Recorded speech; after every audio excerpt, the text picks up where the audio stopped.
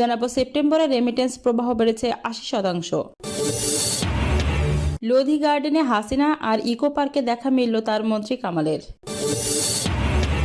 November হতে পারে ইউনূস মোদি বৈঠক, জানালেন পররাষ্ট্র উপদেষ্টা। সাবেক এমপি আব্দুস সালাম মুর্শেদি গ্রেফতার। সর্বশেষ থাকছে উপদেষ্টা তাদের স্বামী স্ত্রীর সম্পদ বিবরণীর জমার সময়সীমা দিল সরকার। জানাবো সেপ্টেম্বরে রেমিটেন্স প্রবাহ বেড়েছে ৮০%। সেপ্টেম্বরে দেশে রেমিটেন্স এসেছে ২,৪০৫ মিলিয়ন মার্কিন ডলার, যা গত বছরের একই মাসের তুলনায় ৮০.২০% বেশি। কেন্দ্রীয় ব্যাংকের তথ্য অনুযায়ী সেপ্টেম্বর রেমিটেন্সের এই প্রবাহ আগের মাসের তুলনায় ৮.১২% বেশি। চলতি ২০২৪-২৫ অর্থ বছরের জুলাই থেকে সেপ্টেম্বর পর্যন্ত প্রবাসী বাংলাদেশিরা মোট ৬,৫৪৩ মিলিয়ন মার্কিন ডলার রেমিটেন্স পাঠিয়েছেন।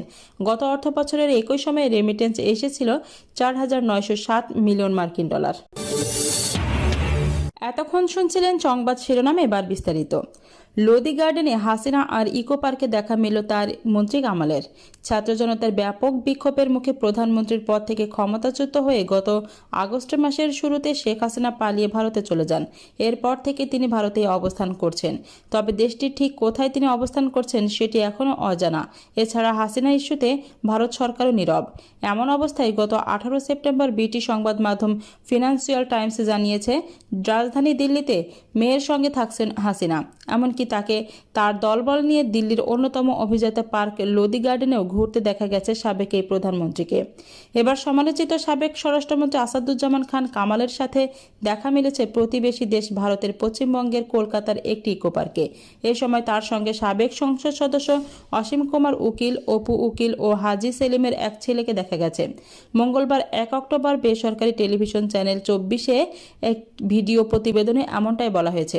প্রতিবেদনে বলা হয়, গত শনিবার ২৮ সেপ্টেম্বর সন্ধ্যা ৭:৩০টায় ইকো পার্কে আড্ডা দিচ্ছিলেন আসাদুজ্জামান খান কামাল। তার মুখে সাদা দাড়ি। এছাড়াও সেখানে সাবেক এমপি অসীম কুমার উকিল, অপু উকিল ও হাজি সেলিমের এক ছেলে উপস্থিত ছিলেন। এ সময় তাদের সঙ্গে আরও কয়েকজন ছিলেন, তবে তারা সেখানে বেশি সময় অবস্থান করেননি, কিছু সময় কাটিয়ে চলে যান। এদিকে আসাদুজ্জামান খান কামালকে ধরতে দেশের ৪ দফা অভিযান চালালেও ব্যর্থ হয় আইনশৃঙ্খলা রক্ষাকারী বাহিনী। কিন্তু তাকে ধরতে না পারলেও এরই মধ্যে তার ছেলেকে গ্রেফতার করে রিমান্ডে জিজ্ঞাসাবাদ করছে পুলিশ। উল্লেখ্য, গত ৫ আগস্ট ছাত্র জনতার আন্দোলনের ফলে দেশ ছেড়ে ভারতে যান শেখ হাসিনা। তৎকালীন এই প্রধানমন্ত্রীর পতনের পর তার সরকারের প্রভাবশালী মন্ত্রী ও এমপিদের অনেকের খোঁজ মিলছে না। এবার থাকছে নভেম্বরে হতে পারে ইউনূস মোদির বৈঠক, জানালেন পররাষ্ট্র উপদেষ্টা।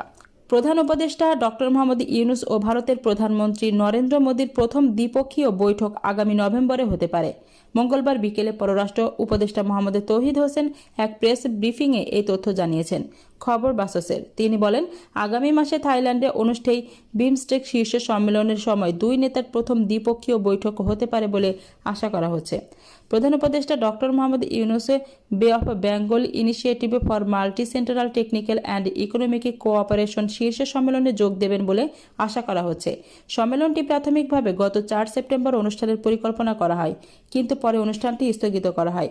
সংস্থাটির পরবর্তী শীর্ষ সম্মেলনের আয়োজক হতে চলেছে থাইল্যান্ড, যেখানে বিমস্টেকের পরবর্তী চেয়ারম্যান হিসেবে দায়িত্ব নেবে বাংলাদেশ।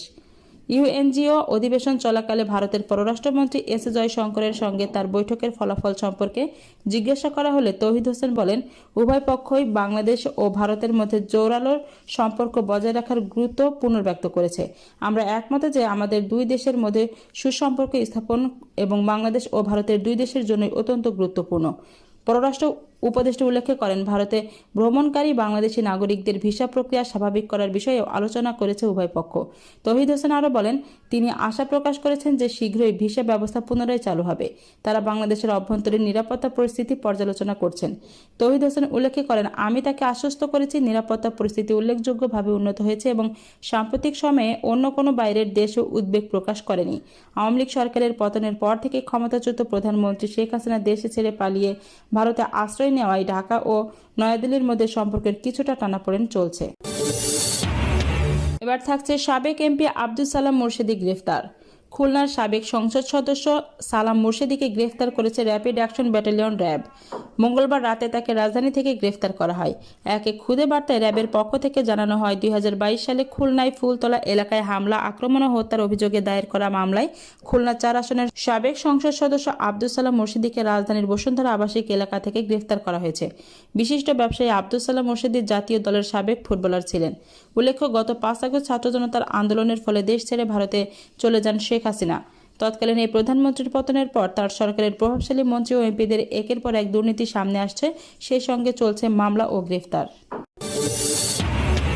জানাবো উপদেষ্টা তাদের স্বামী স্ত্রীর সম্পদ বিবরণী জমার সময়সীমা দিল সরকার।